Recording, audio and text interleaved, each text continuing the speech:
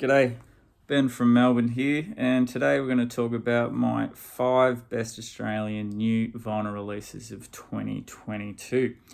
Let's get straight into it with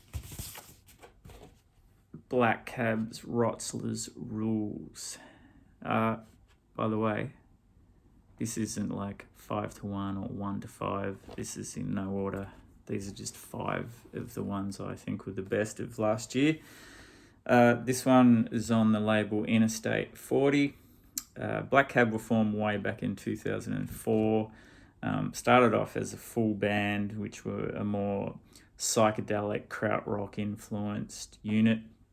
They'd incorporated electronic elements, but as they've gone along their way and have ended up just with the 2 founding members, Andrew Coates and James Lee, they've become fully electronic. Like, there are live instruments here and there throughout the records, but mainly electronic, called electronic retrofuturism, their sound. I don't know if that's self-described or been applied to them by a writer or fans or whatever, but I think it fits pretty cool.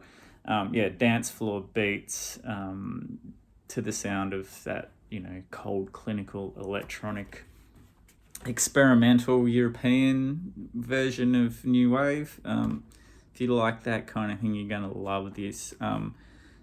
It's not experimental or in the way out way. It's just got interesting sounds put together, and it's not full-on dance music. These are songs with, albeit minimal vocals, but there's hooks and melodies, and great put together stuff. Good headphone listen, as it is a good bopping around in the lounge room, or if you're younger, maybe you'll hear it in a nightclub. Anyway, the Rotsler in question is William Bill Rotsler. He of I don't know if he's the inventor of cosplay, but one of the early fanboys who was a amateur sci-fi writer, part-time pornographer as well, apparently. Whatever. But the rules that they speak of were applied to what you could wear at the cosplay conventions. Just got a little bit written down here. I'll read. It's a manual of fan etiquette that will instruct the fans what they can wear or can't wear, and just how to wear it when cosplaying at conventions. There's apparently a no peanut butter rule, because someone turned up nude covered in peanut butter. A little bit scared to check that out on the internet, because God knows what that will look like. Anyway, let's have a little bit more of a look at the cover. This is an image, actually, I believe, used on one of Rotsler's sci-fi books. And on the back, if you look closely, these are some of the amazing outfits worn at the conventions there. Great stuff. Like, these guys in the past have been known for also doing concept records, so this fits right in with that. So not concept like, I don't know, prog rock, just an idea that flows the whole way through. So they've done ones on 80s era Stasi ruled Germany, got the German fascination. They also did one on the notorious Munich Olympics as well, but also the infamous Rolling Stones Ultimate Concert. Great records. You can listen to them as individual songs, not just as a concept. Just really interesting Melbourne band that just every time they put out a new record, I'm all over it. A lot of details which I'm still picking up on this. Music made by machines, but for the brain and the body, as if that doesn't sound wanky enough. Inside just comes with this cool poster, which was promoting a couple of gigs. It's also signed. One in Melbourne there, the Howler Show. Good stuff. Sticker, and just on black vinyl, this one. So, yes, we have the technology. Let's have a listen.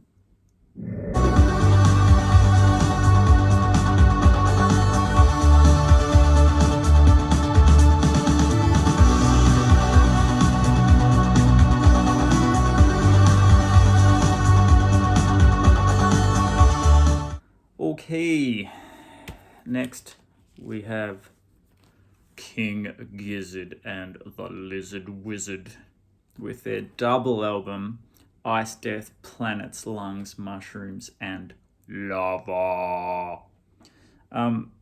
These are released on their own label. I'm not sure if it's just KGLW or Gizverse, which is their website, which you can buy them off. No longer on Flightless, of course, anymore. This is one of 3 releases from last October, and for me, this is like the best of the bunch. They're all good, don't get me wrong. This one was shaped by Jams, where the only guideline they had was what tuning it would be in, and the rhythms were agreed on beforehand, and then they just went in and rocked out. But yeah, given this, there's still like a lot of structure, and that's due to lead man Stu McKenzie's wizardry with edits, and yeah, the rest of the band come in and play seamless overdubs on the top. The first side's probably a bit mellower than you would expect with a album with a title like this. Yeah, like it's kind of even Afrobeat style rhythms, some a jazzy kind of feel in parts, but you know, jazz with wild wah-wah, and of course, flute. Then from side 2, this really takes off. It kind of has that funk rock feel, but the guitars have much more bite, and there's a lot of guitar freakouts. Yeah, there's some absolutely mind-melting guitar playing on this, but it doesn't get self-indulgent just because just the intensity of the way they play. They're just amazing musicians, these guys, and such a tight band. Yeah, it's a like big beast of a restless, brilliant record, but it's got lots of twists and turns and heaps of stuff to keep it interesting. It doesn't feel like it goes on for too long, even though the songs often clock in at 10 minutes or more. Yeah, lots of dynamic shifts, and Stu's been smart enough to put in like catchy choruses and hooks with the vocals as well. Yeah, there's just no flat spots on this for me. It's engaging front to back, and for my money, this is up there with their best stuff. Let's have a little look inside, because their artwork is always amazing. Cool gatefold. There they are. There's the back cover. So as you can see, not many songs on there. Only 7, and it's a double album. But yeah, from like Magma through to the end, if you like wild, crazy shit, this is it. But if you like tasty grooves as well, side 1 is also quite tasteful. Inside, lyrics, what do you know, groovy coloured, ice coloured vinyl. I believe they probably had a death and a planet and a mushroom and a lung and a lava coloured vinyl. There you go, another nice blue one, and of course the Giz being the Giz and being environmentally minded,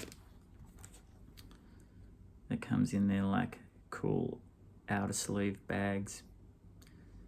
Okay, let's have a listen. Alright, now for some punk rock with Clam and their album Care on Chapter Music. Melbourne punk power trio is their second record, and for me, much better. It's like bigger, louder, and darker than their previous one. Yeah, it's apparently recorded on and off during Melbourne's world famous long COVID lockdowns, which if you love music and going to gigs and things like that, it was tough. But hey, it's better than being dead. Now, yeah, it took about 2 years, and it like shows like that it was recorded in that atmosphere because it's got this like gnarly claustrophobic sound. Great record. Back cover there. We'll have a little look at the cover. Nice little inner action. Some hands. And I believe, oh yeah, this is nice clear with some more hands. If it had been me, right, because this is side A, I would have had one hand on that side and two hands on that side. See where I'm going? Just, thinking all the time. You wouldn't believe what goes on upstairs in this head. Would not believe it. All right, get back in. Got it. And just on the cover there, what do we got? Blown Out, cathartic second album from Melbourne punk trio with added synth and sax. Yeah, that skronky Stooges style sax. Let's get into it.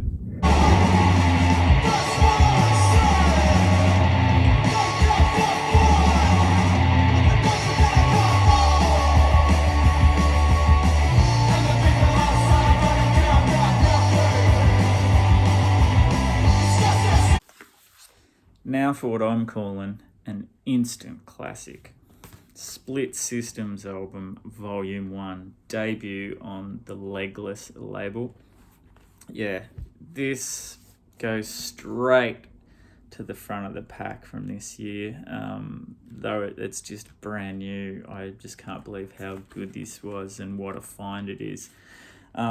Saints Fun Things influence with that kind of little bit of hardcore attitude, maybe not in the tempos or anything like this, like not an ounce of fat on this one. Features members of Nozu and the Stiff Richards, so these dudes have been around the traps.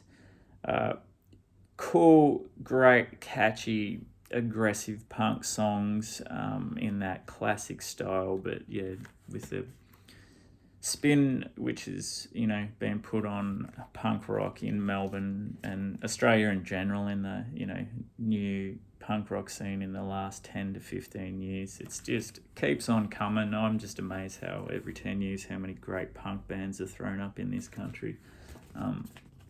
And you're probably saying, well, so same in my country. Well, you do a YouTube video and tell me about it so I can buy them. Seriously, I know you got good shit where you come from, because I buy that shit too. Let's look at the record and stop talking crap. Back cover. Yeah. I know. I did say it was on Legless Records, didn't I? A bit of an insert action here. Photo that almost looks psychedelic for a punk rock record. All the sing-alongs on the back. And tasty coloured vinyl. Check that out. Oh yeah. It's like a Technicolor vomit, only tastier. Well, let's get back to the turntable.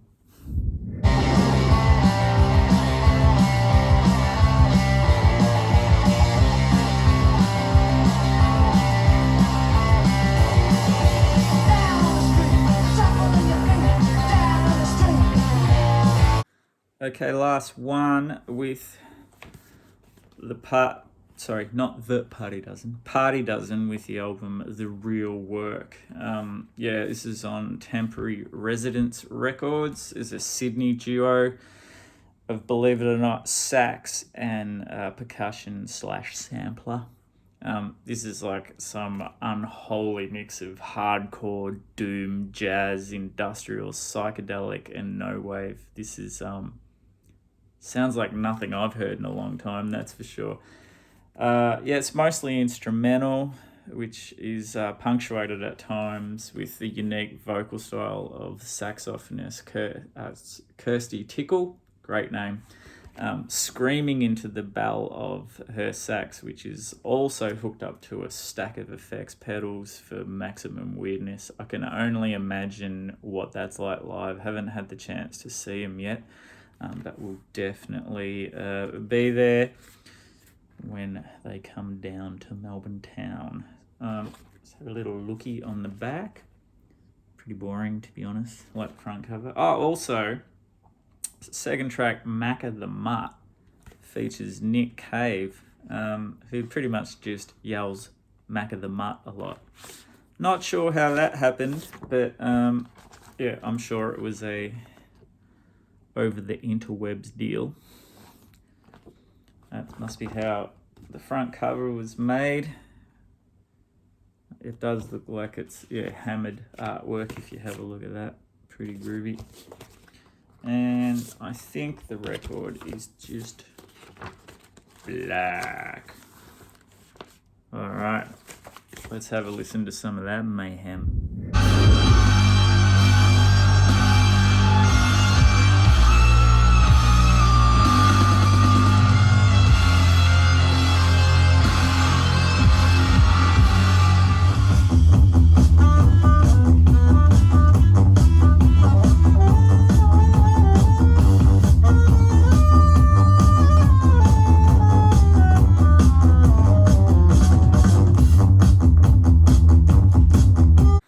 Just going to finish up with a couple of special mentions. The first one's going to be Adelida's new record, Inland. Her first record in, believe it or not, 9 years. Yeah, it probably could have snuck in, but I've only just got it. And already just absolutely loving this record. It's definitely in the same timbre as her previous two, where it's a lot more sparse and downbeat, but just brilliant stuff. Great vocalist and singer. Adelida, of course, from the mighty Magic Dirt. But yeah, forging a great solo career and showing how to do it as a solo artist when you've come from like an aggressive band, and how to mature gracefully in the rock world without looking like a knob. And lastly, on the mighty Anti-Fade label, the Geelong Punkers return with their usual harsh guitars, bruising rhythms, and incredibly droll vocal delivery. It's not that bad. It's actually really cool. It's just very deadpan. But yeah, this time much more harmonic in the arrangements, and even a little bit of melody at times. Like, this is a cracking record. I didn't even say who it was. It's goddamn Vintage Crop with their record Kibitza, I think is how you say it. And it is. It's Kibitza good. Sorry, whoever minority group I may have offended then with that kind of, I don't even know what that accent was. I should just stick to showing the records instead of the funny voices. Just quickly,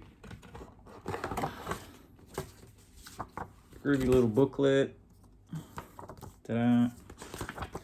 This has got all of the karaoke tunes in there, so you can sing along, have a great time, fun for all the family, and on groovin' yellow vinyl. So I'm going to wrap that up. So that's been my top 5 best Australian new vinyl releases of 2022. Check them out. You know they're good for you. See you soon. Gonna do a reissue one and a best secondhand finds of 2022 as well. All right.